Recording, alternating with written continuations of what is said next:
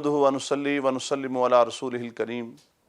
اما بعد فاعوذ باللہ من الشیطان الرجیم بسم اللہ الرحمن الرحیم وَإِنْ خِفْتُمْ أَلَّا تُقْسِطُوا فِي الْيَتَامَى فَانكِحُوا مَا طَابَ لَكُم مِّنَ النِّسَاءِ مَثْنَىٰ وَثُلَاثَ وَرُبَاعَ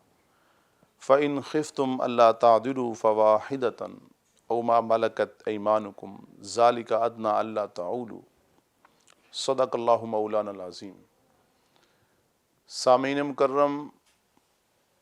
آج کا ہمارا ٹاپک ہے اسلام میں پسند کی شادی۔ یقیناً دین اسلام اعتدال کا دین ہے۔ جہاں پہ اسلام ہمیں پسند کی شادی کی اجازت دیتا ہے، وہیں پہ اسلام ہمیں جبری شادیوں سے، جبری نکاح سے منع بھی کرتا ہے۔ جو قرآن پاک کی آیت میں نے تلاوت کی ہے، اس کے اندر ہمیں یہی حکم دیا گیا ہے، نکاح کرتے وقت جو بھی عورتیں تمہیں پسند ہوں، ان میں 2 کے ساتھ، 3 کے ساتھ، 4 عورتوں کے ساتھ آپ نکاح کر سکتے ہیں۔ اور اگر آپ بیویوں کے درمیان انصاف نہیں کر سکتے، آپ کو یہ شبہ ہے، آپ کو یہ ڈاؤٹ ہے، تو پھر آپ ایک ہی بیوی پہ اتفاق کیجئے، پھر آپ ایک ہی شادی کیجئے۔ رب العالمین نے یہ ایک واضح پیغام، ایک واضح حکم دے دیا۔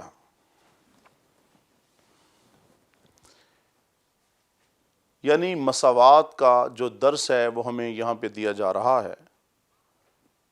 اگر نان نفقے میں، زیورات میں، کپڑے میں یا دیگر مال و اسباب میں، غرض تمام جو مادی چیزیں ہیں، جو ضروریات ہیں، اگر ان میں آپ انصاف اور عدل نہیں کر سکتے تو پھر آپ 2 نکاح نہ کیجئے، پھر آپ 3 نکاح نہ کیجئے، پھر آپ 4 نکاح نہ کیجئے۔ عدل و انصاف میں آپ نے برابری رکھنی ہے، لیکن اگر محبت اور میلان میں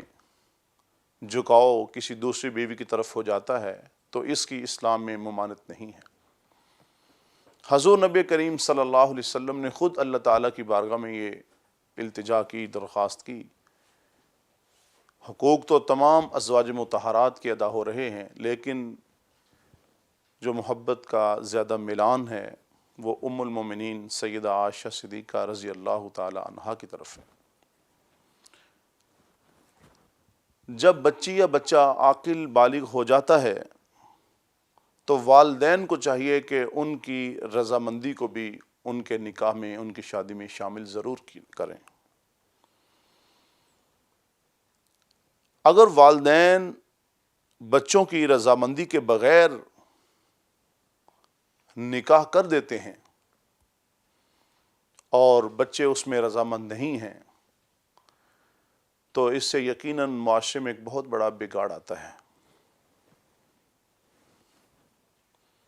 قرآن پاک کی یہ آیت مبارکہ جو میں نے آپ کے سامنے تلاوت کی ہے، یہ اس بات کی طرف واضح اشارہ کر رہی ہے، فَانكِحُوا مَا طَابَ لَكُم مِّنَ النِّسَاءِ مَثْنَىٰ وَثُلَاثَ وَرُبَاعَ۔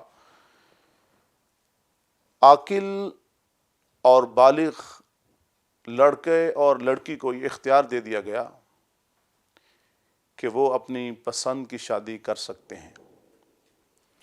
لیکن یہ بات یاد رکھیں، پسند کی شادی سے مراد جیسے آج بوائے فرینڈ، گرل فرینڈ کا جو تصور ہے، یقیناً اسلام میں ایسی جو خرافات ہیں، اسلام ان کی حوصلہ شکنی کرتا ہے۔ یقیناً اسلامی تہذیب میں یہ چیزیں جائز نہیں ہیں، شرعی اعتبار سے، اخلاقی اعتبار سے اس کی ممانعت ہے۔ پسند کی شادی سے مراد ہے کسی جگہ پہ آپ نکاح کرنا چاہتے ہیں تو آپ اپنی پسند کا، آپ اس کا اظہار کر سکتے ہیں۔ حضور نبی کریم صلی اللہ علیہ وسلم کی ایسی بہت ساری احادیث مبارکہ ہیں جن سے سبق اور درس یہی ملتا ہے کہ اگر آپ کسی جگہ پہ نکاح کرنا چاہتے ہیں لڑکا لڑکی کو دیکھ سکتا ہے، لڑکی لڑکے کو دیکھ سکتی ہے، اس میں کوئی شرعن قباحت نہیں ہے۔ حدیث مبارکہ میں نبی کریم صلی اللہ علیہ وسلم نے ارشاد فرمایا، غیر کنواری عورت جو ہے جب اس کا نکاح کرنے لگو تو اس عورت سے، جس بچی کا نکاح کر رہے ہو، اس بچی سے آپ پہلے اجازت لے لو۔ اگر وہ آپ کو اجازت دے دے تو آپ اس کا نکاح کر دو، اور اگر وہ اس نکاح کو پسند نہیں کر رہی تو جبری طور پر آپ اس کا نکاح نہیں کیجیے۔ سیدنا ابو ہریرہ رضی اللہ تعالیٰ عنہ کی روایت ہے کہ رسول اللہ صلی اللہ علیہ وسلم سے پوچھا گیا کون سی عورت بہتر ہے، تو حضور نبی کریم صلی اللہ علیہ وسلم نے ارشاد فرمایا، وہ عورت بہتر ہے جب اس کا شوہر اس کی طرف دیکھے، اس کی طرف متوجہ ہو تو اس کا شوہر اس کو دیکھ کے خوش ہو جائے۔ یعنی محبت کا اظہار جو عورت ہے، بیوی جو ہے، وہ اپنے خاوند کے سامنے اپنی محبت کا اظہار کر رہی ہے، تو حضور نبی کریم صلی اللہ علیہ وسلم نے اسی کے متعلق ارشاد فرمایا کہ یہ جو عورت ہے یہ بہت ہی اچھی عورت ہے، بہترین عورت ہے۔ اگر شادی جو ہم نے کی ہے، اگر اس میں میاں بیوی ایک دوسرے کو پسند نہیں کرتے، ایک دوسرے کے ساتھ الفت اور محبت اور پیار نہیں ہے، تو پھر زندگی کیسے گزر سکے گی؟ پھر نظام آگے کیسے چل سکے گا؟ ذرا اس بات سے بھی آپ اندازہ کیجئے۔ حضور نبی کریم صلی اللہ علیہ وسلم کی ایک روایت ہے، حضرت عبداللہ ابن عباس رضی اللہ تعالیٰ عنہ اس کے راوی ہیں کہ حضور نبی کریم صلی اللہ علیہ وسلم نے ارشاد فرمایا، تمہاری بیویاں بھی جنت میں تمہارے ساتھ ہوں گی۔ تو کہا یا رسول اللہ صلی اللہ علیہ وسلم کون سی بیویاں؟ تو حضور نبی کریم صلی اللہ علیہ وسلم نے فرمایا، جو شوہروں سے بہت زیادہ محبت کرنے والی عورتیں ہیں۔ وہ بیوی جب اس کا شوہر ناراض ہو جائے تو وہ آ کر اس کو منا لیتی ہے، اور اسی طرح اگر بیوی ناراض ہو جائے تو خاوند کو بھی یہی حکم دیا گیا ہے کہ وہ بھی اپنی بیوی کو منائے۔ جیسے خاوند کو حکم دیا گیا کہ اپنی بیوی کے حقوق کا خیال رکھنا ہے، ایسے بیوی کو بھی یہ حکم دیا گیا کہ اس نے اپنے خاوند کے حقوق کا بھی خیال کرنا ہے۔ حضرت عثمان بن مظعون رضی اللہ تعالیٰ عنہ ایک صحابی ہیں، ان کا انتقال ہو گیا، اور ان کے انتقال پر ان کے چچا نے، جن کا نام حضرت قدامہ رضی اللہ تعالیٰ عنہ ہے، اپنی بھتیجی کا نکاح جو حضرت عثمان بن مظعون رضی اللہ تعالیٰ عنہ کی صاحبزادی تھی، ان کا جو نکاح تھا وہ عبداللہ ابن عمر سے نکاح کر دیا، لیکن بیٹی اس کو پسند نہیں کرتی تھی۔ جب اس بچی سے پوچھا گیا، چچا نے پوچھا حضرت قدامہ رضی اللہ تعالیٰ عنہ جو حضرت عبداللہ ابن عمر کے ماموں بھی تھے رشتے میں، کہا بیٹی کیا تم اس نکاح کو پسند نہیں کرتی ہو؟ تو انہوں نے کہا کہ میں تو مغیرہ ابن شعبہ رضی اللہ تعالیٰ عنہ سے نکاح کو پسند کرتی ہوں، میں تو ان کے ساتھ نکاح کرنا چاہتی ہوں۔ تو حضرت قدامہ رضی اللہ تعالیٰ عنہ جو ان کے چچا تھے، انہوں نے کہا کوئی بات نہیں۔ تو انہوں نے بعد میں یہاں سے انہوں نے خلا لے لیا، اور اس کے بعد انہوں نے جو نکاح تھا چچا نے اپنی بھتیجی کا اس کی پسند کے مطابق حضرت مغیرہ ابن شعبہ رضی اللہ تعالیٰ عنہ سے کروا دیا۔ یہ میرے اور آپ کے لیے سبق ہے، یہ میرے اور آپ کے لیے درس ہے کہ پہلے بچی کو پوچھ لیا جائے، پہلے بچے کو پوچھ لیا جائے، اس کی رضامندی شامل ہو۔ یقیناً اسلام اس کی حوصلہ شکنی کرتا ہے، بھاگ کر شادی کی جائے، لڑکی بھاگ کر شادی کرے، لڑکا بھاگ کر شادی کرے، یہ ہماری اسلامی تہذیب میں اس کی اجازت نہیں ہے۔ یقیناً یہ مغربی تہذیب، یہ مغربی کلچر ہے، لیکن اسلام ہمیں یہ بھی سبق دیتا ہے کہ اس کے ولی کو بھی چاہیے کہ اس کی پسند کا بھی خیال کرے، اس کی جو جذبات ہیں، اس کے جو احساسات ہیں، اس کا بھی خیال کیا جائے۔ حضرت جمیلہ یہ ایک صحابیہ ہیں، انہوں نے حضور نبی کریم صلی اللہ علیہ وسلم کی بارگاہ میں آ کے عرض کیا، یا رسول اللہ صلی اللہ علیہ وسلم، حضرت ثابت کے ساتھ میرا نکاح تو ہو چکا ہے، دین کے اعتبار سے، اخلاق کے اعتبار سے یقیناً میں ان کے بارے میں کوئی ایسے شکوہ نہیں ہے، مجھے کوئی شکایت نہیں ہے، میں ان کے بارے میں ان کے دین اور ان کے اخلاق اور ان کے کردار کے حوالے سے تو ایسی کوئی بات نہیں کر سکتی، لیکن ان کی جو شکل و صورت ہے وہ مجھے اتنی پسند نہیں ہے، میں ان کے نکاح، ان کے عقد میں نہیں رہنا چاہتی، وہ اتنے خوبصورت نہیں ہیں، حسین و جمیل نہیں ہیں۔ تو حضور نبی کریم صلی اللہ علیہ وسلم نے ارشاد فرمایا، جو حق مہر میں تمہیں باغ دیا گیا تھا، کیا تم اس کو واپس لوٹا دو گی؟ تو انہوں نے کہا جی میں لوٹا دوں گی۔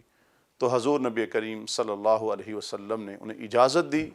اور خلا لے کر انہوں نے کسی اور جگہ پہ نکاح کر لیا۔ یہ چیز بھی میرے اور آپ کے لیے ایک سبق ہے، میرے اور آپ کے لیے ایک درس ہے۔ حضرت مغیرہ ابن شعبہ رضی اللہ تعالیٰ عنہ کی ایک اور روایت حدیث ہے، اور کہتے ہیں کہ میں نے نبی کریم صلی اللہ علیہ وسلم کے پاس آ کے میں نے درخواست کی کہ یا رسول اللہ صلی اللہ علیہ وسلم، میں ایک جگہ پہ نکاح کرنا چاہتا ہوں، میری خواہش یہ ہے کہ میں جو اب میری منگیتر ہے جس کے ساتھ میں نکاح کرنا چاہتا ہوں، میں اس کو دیکھ لوں، کیا اس کی اسلام میں اجازت ہے؟ تو حضور نبی کریم صلی اللہ علیہ وسلم نے ارشاد فرمایا، جاؤ اسے جا کے دیکھ لو۔ اور جو جملہ ارشاد فرمایا اس سے تم دونوں میں محبت بڑھے گی۔ تو حضور نبی کریم صلی اللہ علیہ وسلم کی اجازت پہ جب یہ اس انصاری عورت کے پاس جاتے ہیں اور اس کے والدین کے ذریعے پیغام بھیجتے ہیں کہ میں اپنی منکوحہ کو دیکھنا چاہتا ہوں، والدین کو ویسے تو محسوس ہوا کہ یہ کیسے ہو سکتا، ابھی نکاح نہیں ہوا، لیکن جیسے ہی حضور صلی اللہ علیہ وسلم کا ریفرنس اور حوالہ دیا تو وہ جو بچی تھی پردے کے پیچھے، اس نے کہا کہ بالکل اگر حضور صلی اللہ علیہ وسلم کی طرف سے اجازت ہے تو بالکل آپ مجھے دیکھ لیجئے۔ اسلام دیکھنے کی اجازت دیتا ہے، لڑکا لڑکی کو دیکھ سکتا ہے، لڑکی لڑکے کو دیکھ سکتی ہے، لیکن خفیہ ملاقاتیں، چھپ چھپ کے ملنا، شادی سے پہلے ایک دوسرے کے ساتھ، یقیناً اسلام ہمیں اس بات کی اجازت نہیں دیتا، اسلامی معاشرے میں اس کا کوئی جواز نہیں ہے۔ جو اللہ تعالیٰ کی طرف سے حضور نبی کریم صلی اللہ علیہ وسلم کے دین میں جس بات کی اجازت ہے، جہاں پہ ہمیں سہولت دی گئی ہے، ہمیں ضرور اس سہولت کا احترام کرنا ہے، ہمیں اس سے فائدہ اٹھانا ہے، لیکن جو اللہ تعالیٰ کی حدود ہیں ہمیں اس کا خیال رکھنا ہے۔ آپ ذرا اس بات سے اندازہ لگائیے کہ حضور نبی کریم صلی اللہ علیہ وسلم نے کس حد تک انہیں اس بات کی اجازت دی، آپ اپنی منکوحہ کو دیکھ سکتے ہیں، آپ شادی سے پہلے بچی سے یا بچے سے آپ ان سے اجازت لے لیجئے، آپ ان سے مشورہ کیجئے۔ ان احادیث سے مجھے اور آپ کو کیا سبق اور کیا درس ملتا ہے؟ فَانكِحُوا مَا طَابَ لَكُم مِّنَ النِّسَاء سے مجھے اور آپ کو کیا سبق اور کیا درس ملتا ہے؟ اگر نکاح میں پسند نہیں ہوگی، اگر اس میں محبت نہیں ہوگی تو ہم زندگی کیسے گزار سکیں؟ لیکن اسلام ہمیں جبری نکاح کرنے سے بھی منع کرتا ہے۔ آج ہمارے معاشرے میں یہ بھی ایک بہت بڑا، ہمارے معاشرے میں ایک بہت بڑا، ہم کیا کہہ سکتے ہیں کہ ایک ناسور کہہ سکتے ہیں، معاشرتی ناسور ہے یہ، کہ بچی چاہتی نہیں ہے، جبراً اس کا نکاح کیا جا رہا ہے، بچہ چاہتا نہیں ہے، جبراً اس کا نکاح کیا جا رہا ہے۔ بعض جگہ پہ بچوں کو طعنے دیے جاتے ہیں اور بعض جگہ ان کے اوپر سختی کی جاتی ہے، اگر تم یہاں نکاح نہیں کرو گی میں تمہاری ماں کو بھی چھوڑ دوں گا، تمہاری ماں کو طلاق دے دوں گا۔ ایک جگہ پہ نکاح کیا ہے، بیٹے کی شادی کی ہے، وہاں پہ لوگ اپنی بیٹیاں جبری طور پہ وہاں پہ ان کو نکاح میں دے دیتے ہیں۔ تو یقیناً اسلام میں اس بات کی اجازت نہیں دی گئی۔ آپ شادی کرنا چاہتے ہیں، اسلام جو ہے یہ دین اعتدال ہے، اس میں میانہ روی ہے۔ بچے کو کہا گیا والدین کی رضامندی کے ساتھ نکاح کرو، اور والدین کو کہا جا رہا ہے کہ آپ اپنے بچوں کی رضامندی کے ساتھ شادی کریں، کیونکہ یہ ایک زندگی کا ایک لمبا پیریڈ ہے جو گزارنا ہے۔ اگر ہم کھانے کے لیے، اگر ہم پینے کے لیے، اگر ہم پہننے کے لیے، جو ایک محدود وقت کے لیے چیزیں ہوتی ہیں، اس میں ہم اپنی پسند اور ناپسند کا خیال کرتے ہیں، تو یقیناً یہ ایک جو زندگی کا ایک لمبا عرصہ جو پیریڈ ہم نے گزارنا ہے، اس کے لیے بھی ہمیں اسلام پسند کی شادی کرنے سے بالکل نہیں روک رہا، بلکہ حکم تو یہی ہے، فَانكِحُوا مَا طَابَ لَكُم مِّنَ النِّسَاءِ، آپ پسند کی شادی کیجئے۔ اگر میاں بیوی میں آپس میں محبت ہوگی، یقیناً ان کی زندگی جو ہے، جس کو نیک صالح بیوی مل جائے، حضور نبی کریم صلی اللہ علیہ وسلم نے جو ارشاد فرمایا، خوشبو کو پسند کرتا ہوں، دودھ کو پسند کرتا ہوں، وہاں پہ آپ نے حضور صلی اللہ علیہ وسلم نے ارشاد فرمایا، جو صالحہ، جو نیک خاتون ہے، میں اس کو بھی پسند کرتا ہوں۔ اگر گھر میں بیوی خاوند کی محبت کے ساتھ، خاوند کی اطاعت کے ساتھ رہ رہی ہے، تو یقیناً وہ جو گھر ہوتا ہے وہ خاوند کے لیے جنت کا منظر پیش کر رہا ہوتا ہے۔ اس لیے اسلام میں پسند کی شادی کی جہاں پہ اجازت ہے، وہاں پہ جبری جو نکاح ہے، اسلام نے اس کی ممانعت کا بھی اعلان کیا ہے، اور حضور صلی اللہ علیہ وسلم کے جو فرامین ہیں وہ بھی ہمیں اس بات کی طرف توجہ دلا رہے ہیں کہ آپ پسند کی شادی ضرور کیجئے، لیکن ایک بات یاد رکھیے، آپ اپنے والدین کی جو رضا ہے آپ اس کو بھی ساتھ شریک کیجئے۔ والدین اگر نکاح کر رہے ہیں تو وہ اپنے بچوں کی خوشیوں کا خیال کریں، اپنے بچوں کی پسند کا خیال کریں، اور اس کے مطابق پھر وہ یہ نکاح جو ہے وہ اس نکاح کو کریں۔ نکاح میں ایجاب و قبول ہوتا ہے۔ اگر آج بچی اس لڑکے کو پسند کر رہی ہے، قبول کر رہی ہے، تو اگر آپ 2 مہینے پہلے، 6 مہینے پہلے آپ اگر اس بچی کی رائے لے لیں گے تو اس میں کوئی ایسی برائی نہیں ہے، اس میں کوئی ایسے ممانعت نہیں ہے۔ اگر پسند کے ساتھ یہ نکاح ہوگا تو ان کی جو زندگی ہے وہ بہت ہی آسن انداز میں گزرتی رہے گی، خوشیوں کے ساتھ گزرے گی، راحتوں کے ساتھ گزرے گی۔ اور اگر جبری نکاح ہوگا، لڑائیاں ہوں گی، جھگڑے ہوں گے، اور یقین کیجئے ہمارے معاشرے میں بہت سارے ناحق جو قتل ہو رہے ہیں، اس کی وجہ بھی یہی رشتے بن جاتے ہیں۔ اگر بیوی اپنے خاوند کو پسند نہیں کرتی، خاوند اپنی بیوی کو پسند نہیں کرتا، تو ناپسندی کی بنیاد پہ قتل ہو جاتے ہیں، ہمارا معاشرہ تباہی کا شکار ہو جاتا ہے۔ ہمیں چاہیے اسلامی تہذیب کے مطابق، اللہ تعالیٰ کے حکم کے مطابق،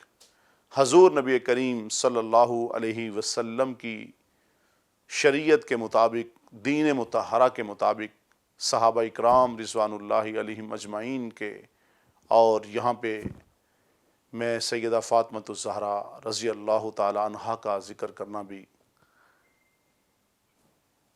اپنے لیے اعزاز بھی سمجھتا ہوں، اور حق بھی بنتا ہے کہ یہاں پر ہم کوئی بھی مثال پیش کریں تو حضور نبی کریم صلی اللہ علیہ وسلم کی جو ازواج مطہرات ہیں، حضور صلی اللہ علیہ وسلم کی جو بنات مطہرات ہیں، ہم ان کے واقعات کو ضرور کوٹ کریں۔ جب حضور نبی کریم صلی اللہ علیہ وسلم نے سیدہ فاطمۃ الزہرا سلام اللہ علیہا کا نکاح کیا حضرت علی المرتضیٰ رضی اللہ تعالیٰ عنہ سے، تو آپ نے بھی جا کے سیدہ فاطمۃ الزہرا سے پہلے پوچھا کہ بیٹا میں تمہارا نکاح کرنا چاہتا ہوں، تو ان کی رضامندی شامل تھی، ان کی رضامندی کے ساتھ حضور صلی اللہ علیہ وسلم نے یہ نکاح کیا، اور مجھے اور آپ کو سبق اور درس دیا کہ جب بچیوں کے نکاح کرنے لگو تو بچیوں کی رضامندی کو بھی شامل کر لیا کرو، جب بچوں کے نکاح کرنے لگو تو بچوں کی جو خوشنودی ہے اس کو بھی شامل کر لیا کرو۔ نکاح کرتے ہوئے دین کو دیکھو، نکاح کرتے ہوئے اخلاقیات کو دیکھو۔ جب آپ دین کی بنیاد پہ، جب آپ اخلاق کی بنیاد پہ جب آپ صورت اور سیرت کی بنیاد پہ نکاح کریں گے، پسند کی شادی کریں گے، تو یقیناً پھر اس میں راحت ہوگی، اس میں خوشیاں ہوں گی، اس میں مسرتیں ہوں گی۔ اور جہاں پہ ہمیں یہ دین اسلام سکھاتا ہے کہ ہم سیرت کو دیکھیں، وہاں پہ یاد رکھیں اسلام ہمیں اس بات سے منع نہیں کرتا کہ ہم صورت کو نہ دیکھیں۔ جیسے میں نے ابھی آپ کے سامنے ایک حدیث مبارکہ کا حوالہ بھی پیش کیا ہے کہ وہ حضرت جمیلہ رضی اللہ تعالیٰ عنہا کے کہتی ہیں کہ میں حضرت ثابت کے ساتھ نکاح میں نہیں رہنا چاہتی، میں ان کے گھر میں نہیں رہنا چاہتی، ان کی خوبصورتی یعنی وہ اتنے خوبصورت نہیں ہیں۔ تو حضور صلی اللہ علیہ وسلم انہیں اجازت دیتے ہیں اور وہ خلا لے کر رخصت ہو جاتی ہیں۔ یہ چیزیں میرے اور آپ کے لیے سبق ہیں۔ اللہ تعالیٰ مجھے اور آپ کو قرآنی تعلیمات اور تعلیمات نبویہ صلی اللہ علیہ وسلم کے مطابق خوشیاں، غمیاں، اپنے معاشرہ، اپنی سوسائٹی کو آگے لے کے بڑھنے کی اللہ توفیق نصیب فرمائیں۔ وما علینا الا البلاغ۔